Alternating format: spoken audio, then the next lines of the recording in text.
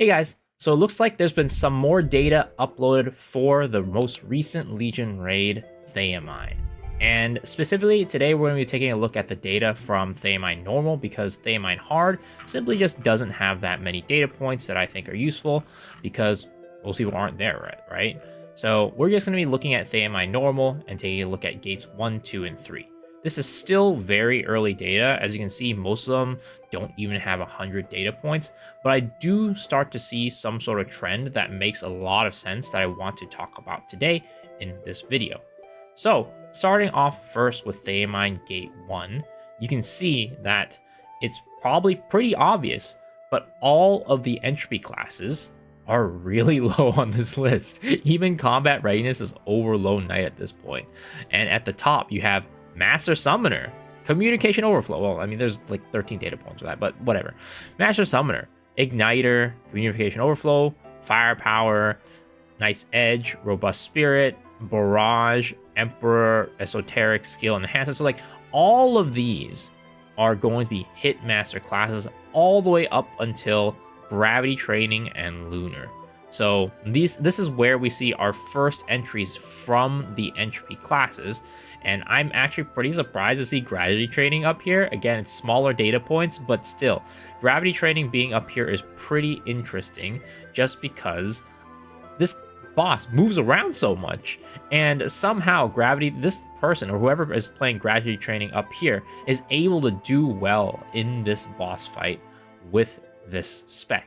And this spec requires a boss to sit in place for 10, 11, 12 seconds. I would imagine that this would be rough for them. I know that they have a taunt and everything, but still, this sounds like it would be very, very tough. Then you have Lunar, and then we have back into the non-positional classes. Then we have Asura. It's very interesting to see Asura's place in this DPS chart because, as we can see, Asura, while touted as some of the highest, well, one of the highest damages in classes in the game, some of the highest ceiling in the game, you can see that they are on average not performing amazing in this fight. And you'll see this as a trend going forward as well, just because of the boss fights, right? You have some really low lows. Like, if we take a look at this, it's like Asura is like sometimes as low as like Lone Knight, right? And some people are doing real Z with this class, but you have some really high highs, but it's still not competing with some of these highs of like an Igniter sword, for example. And Igniter, of course, got a huge buff, so it makes sense that it's way up here now. And what is the most surprising though is Master Summoner is up here. I think that a lot of people have been shitting on Master Summoner and summoners in general, but you can see here in Theamine, it's actually doing pretty well. And this will be a trend that continues into the other gates as well. Because you can see here, Master Summoner for Gate 2 is also doing very well. But you see the usual here, right? Down here, you have Knight's Edge. Up here, Knight's Edge number 1. Like, Knight's Edge is clearly performing extremely well in these raids, because it's just a very flexible, very strong, very consistent class. And you saw this with the last group of DPS tier lists as well, and with the data, right? Knight's Edge was also very high performing in the other raids as well. But again, you're going to see very consistently again, all of these people are going to be non-positional classes. All the way down to here, Lunar Voice, skip a couple, Gravity Training, then we start getting some positional classes, right? It seems like for Gate 2, positional classes are a little bit more favored, but still, as you can see here, non-positional is still the top dogs of this gate, just because this boss does move a lot and moves its head and everything. You can see that that is going to be the trend. And again, on down here, you're going to see a lot of these classes that are down at the bottom are going to be positional classes. You know, Lone Knight, SO Flurry, you have Control, Death Blow, Predator, all these classes underperforming at the moment, unfortunately. Whether that be because the class itself is weak, like Evolutionary Legacy, or because you have the boss moving around a lot. As you can see here, Emperor too is not performing very well. probably because evokes are not hitting because of how much it moves, right? But interestingly enough, Emperor is performing really well in Gate 1, which you would argue moves a bit more. And in Gate 2, you kind of have a really big target as well with the big dragon, right?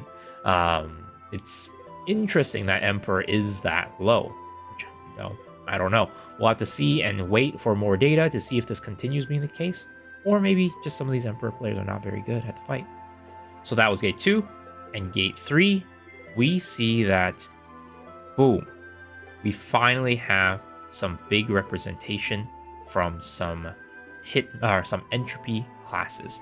We have Surge near the top, Lunar Voice again near the top, Sura now moving all the way up. But again, we still see Master Summoner as being a class that is performing pretty consistently well in this fight. So it's interesting. I wonder if it's just because of the Theamine fight that they're performing well, or if the buffs actually did make that much of a difference. Even though the ceiling of the class fell, the consistency of the class increased a lot, making it a lot better of a class overall. So here we have some random 8 Berserkers technique. We're probably not going to look at that. But again, Igniter is also consistently performing well, right? Those buffs really did a lot for this class. Igniter is now consistently a top performer, whether it's in a fight that the boss moves around a ton, or a fight where the boss moves around very little. And in the fight that the boss moves around very little, it seems like they're performing even well, which is crazy. I think Igniter is looking like one of the top winners right now, and might be competing, and maybe even not ceiling wise beating like Surge, right? Surge is just not performing well in a lot of these fights where the bosses move around a lot.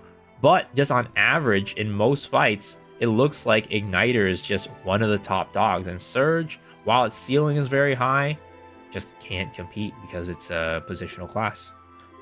And then, again, Gate 3, we have Igniter at the top. We start seeing these entropy classes surge, but again, very consistent right here.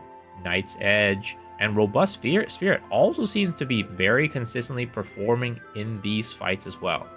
Now, it looks like it's probably the same 30-ish people that are doing this, so it might be that the people who are throwing up the Robust Spirit data, they're all parsers. I mean, which kind of makes sense, right? You're probably not going to be finding that many Robust Spirits in the wild, so the people who are putting up their data are probably the ones who are just throwing up their select few that they're doing well on. But who knows, right?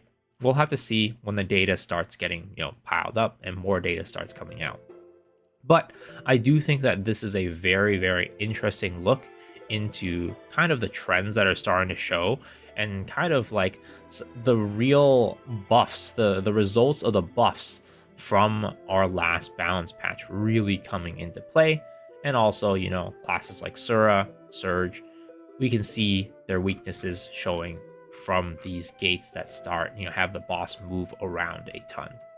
It's very interesting, but again, the data points just aren't quite there yet. But I think that, I was waiting for there to be more data before I uploaded this, because I've been waiting for probably since Theamine's released, and last time they updated this data was like last week on the 23rd, and they finally updated it again 2 days ago. So I wanted to share that with you now that there's starting to be more data in these DPS charts, so we can start seeing a trend form and see what classes are doing well, what classes are not.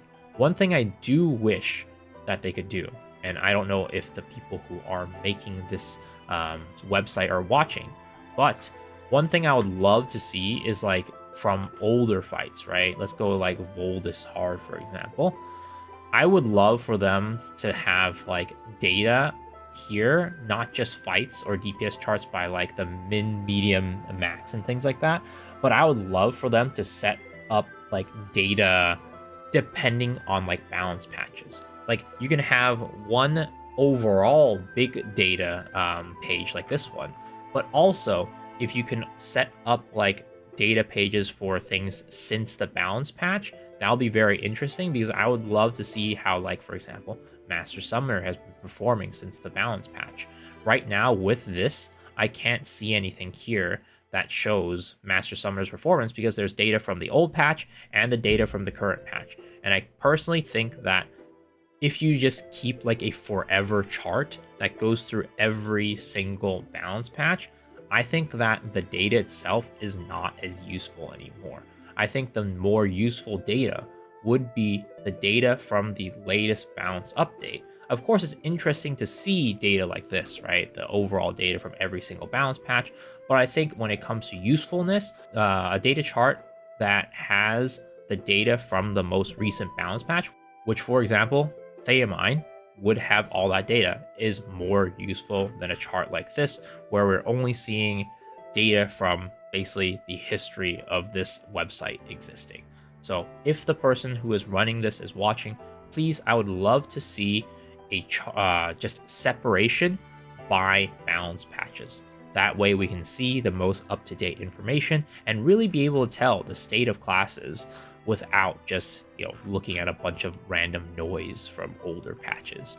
So there we go, guys. Hopefully y'all enjoyed this video. I don't know where your classes sit on this list, but let me know down in the comment section below if your class is looking like the data here, or if you think you're performing better or worse than the data suggests. Let me know down in the comment section below. And as always, if you enjoyed the video, please remember to hit the like button, hit the sub button, ring the bell for notifications.